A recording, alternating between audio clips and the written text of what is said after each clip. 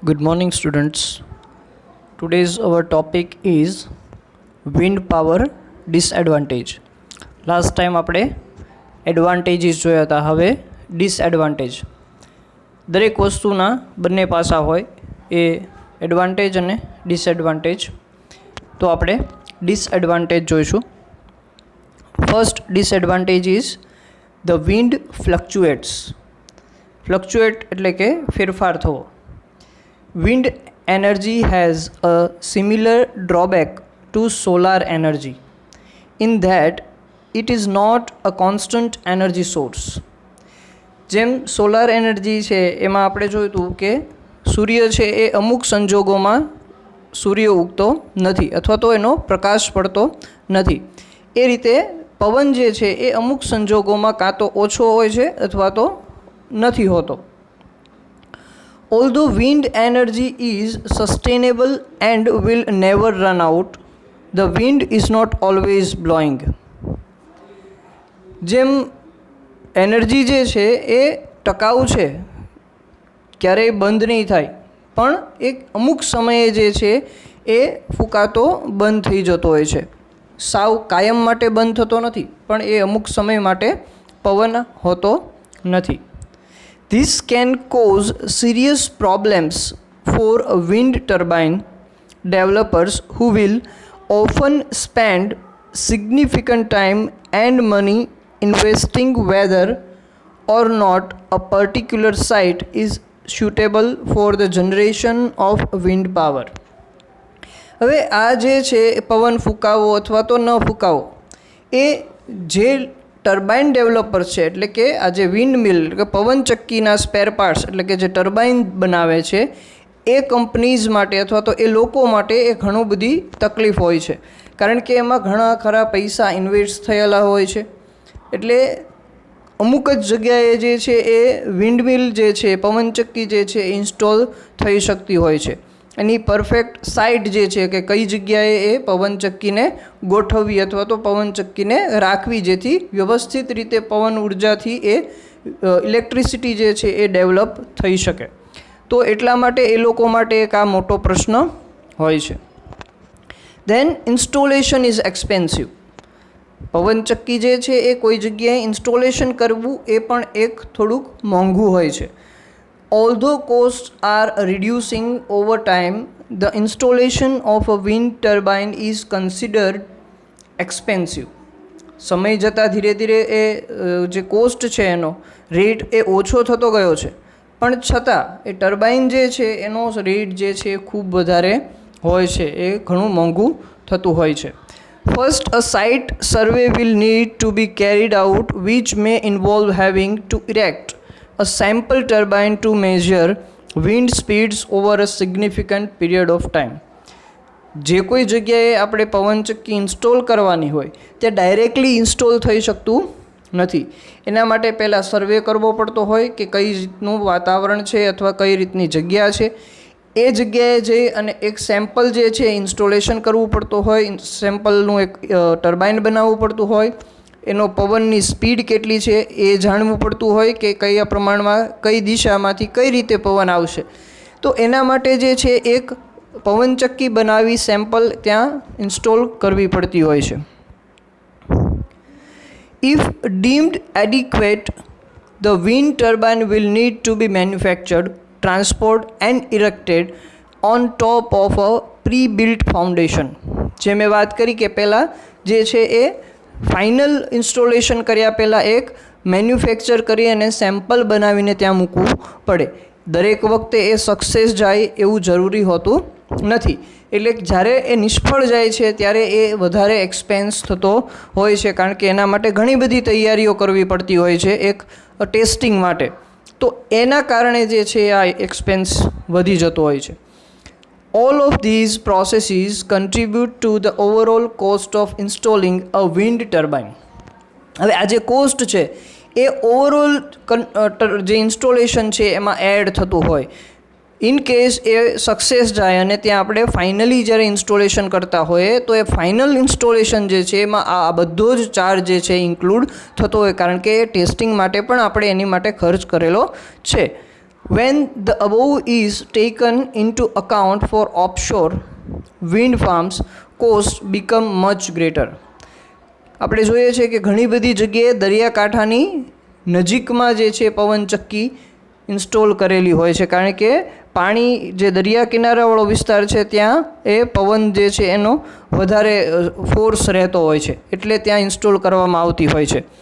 તો દરિયા કિનારે જે છે એ પવનચક્કી ઇન્સ્ટોલ કરવી સૌથી વધુ મુશ્કેલી હોય છે, કારણ કે ત્યારે જમીન જે છે એનું પ્રમાણ એ પ્રકારનું હોય, ત્યાં વ્યવસ્થિત જગ્યા જોઈ અને ઇન્સ્ટોલ કરવાની હોય છે. તો આવા જગ્યાએ જ્યારે વિન્ડ ફાર્મ બનાવતા હોય, જ્યારે પવનચક્કીનો એક એરિયા બનાવતા હોઈએ, ત્યારે ત્યાં વધુને વધુ ખર્ચાળ એ સાબિત થતું હોય છે. થ્રેટ ટુ વાઇલ્ડ લાઈફ એટલે કે વન્યજીવન માટે એક ખતરો છે પવનચક્કી. It's widely reported that wind turbines pose a threat to wildlife, primarily birds and bats. ખાસ કરીને કોના માટે? તો કે પક્ષીઓ અને બેટ્સ એટલે કે ચામાચીડિયા, આ લોકો માટે. એટલે ઓવરઓલ જે છે એ જોઈએ તો પક્ષીઓ માટે વધારે એ એક બીક છે, થ્રેટ છે, કે જેનાથી પવનચક્કીના કારણે એની જે બ્લેડ્સ હોય છે એના કારણે ઘણી બધી વખત જે છે પક્ષીઓ જે છે એના મૃત્યુ થતા હોય છે. It is, however, believed that wind turbines pose less of a threat to wildlife than other man-made structures such as cell phone, masts and radio towers.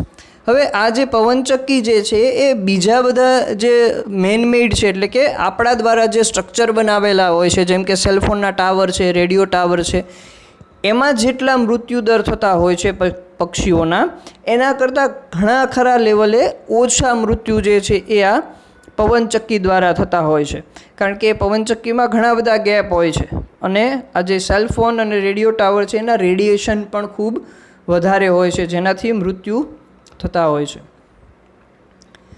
Than disadvantage is noise pollution, એટલે કે અવાજ જે છે એનાથી pollution જે છે એ પવનચક્કીનું થતું હોય છે.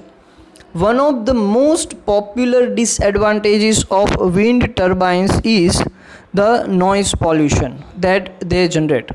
એટલે કે પવનચક્કીનો નોઇઝ હોતો નથી, પણ એની સાથે જે ટર્બાઇન કનેક્ટ કરેલું હોય છે એ ટર્બાઇનનો જે નોઇઝ હોય છે એનાથી નોઇઝ પોલ્યુશન થતું હોય, એટલે કે અવાજનું પ્રદૂષણ થતું હોય. A single wind turbine can be heard from hundreds of metre away. એટલે કે એક ટર્બાઇન હોય તો 100 મીટરની રેન્જ સુધીમાં તમને એ અવાજ સંભળાતો હોય છે. Combine multiple wind turbines and the audible effects can be much greater.